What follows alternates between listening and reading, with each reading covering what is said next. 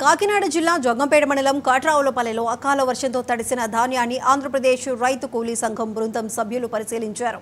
Collector వెంటనే స్పందించాలని జొంగంపేట పెద్దాపురం ప్రధాన రహదారిపై రాస్తారోకో నిర్వహించారు. 3 రోజులుగా ఎడతెరిపి లేకుండా కురుస్తున్న వర్షానికి రైతాంగం ఆరబెట్టిన ధాన్యం మొత్తం తడిసి ముద్దయిందన్నారు. ప్రభుత్వం తడిసిన ధాన్యాన్ని మద్దతు ధరకు కొనుగోలు చేయాలన్నారు. పంపించింది ఎమ్మెల్యే వెంటనే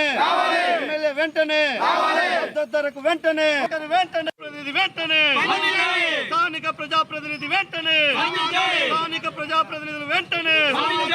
తడిసిన ధాన్యాన్ని మద్దతు ధరకు వెంటనే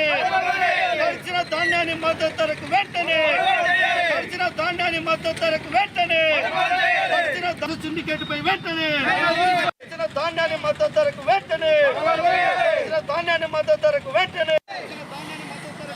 నిర్లక్ష్య వైఖరి అధికారుల ₹2, వడ్డీలు తెచ్చుకుని రైతులు ఇవాళ పండించినటువంటి పంట 3 రోజులు తడిసిపోతూ ఉంది.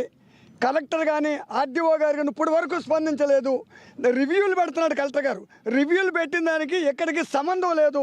ఎందుకంటే ₹1750 కొనమని చెప్పి కలెక్టర్ ఆదేశాలు ఇస్తే ఇక్కడ దళారీలు ఎవరైతే ధాన్యముల యాజమాన్యం ఉందో వీళ్ళు కుమ్మక్కైపోయి 1250 కొంటున్నారు. అయినప్పుడు కూడా మొత్తం ధాన్యం అంతా కూడా రైతులు పండించిన పండంతా కూడా తడిసి ముద్దవుతూ ఉంటుంది. దీన్ని తక్షణమే కొనే చర్యలు లేకపోతే తీవ్రమైనటువంటి ఆందోళన చేస్తాం. కలెక్టర్ తక్షణమే ఇక్కడ రావాలి.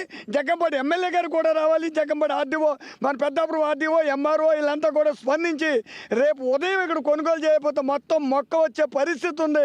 1200 కూడా అప్పుడు కొంటారో తెలియని పరిస్థితి ఉంది. కాబట్టి కాకినాడ జిల్లా కలెక్టరు ఎన్నో సమీక్షలు చేసి ఎక్కడికక్కడ అధికారులను పిలిపించి మద్దతు ధర కొనుగోలు చేయాలని మిల్లర్లకు ఆర్డరు ఇష్యూ చేసినా కానీ మిల్లర్లు ఒక సిండికేట్గా ఏర్పడి ఈ విషయాన్ని పెడచెవిన పెట్టి కనీసం ప్రభుత్వ ఆజ్ఞని పట్టించుకోకుండా ఈరోజు రైతుల దగ్గర ఉన్న ధాన్యం ఏదైతే ఉందో ధాన్యాన్ని కొనుగోకుండా ఈరోజు ధాన్యాన్ని ఇక్కడ ఆరబోసిన పరిస్థితి ఉంది.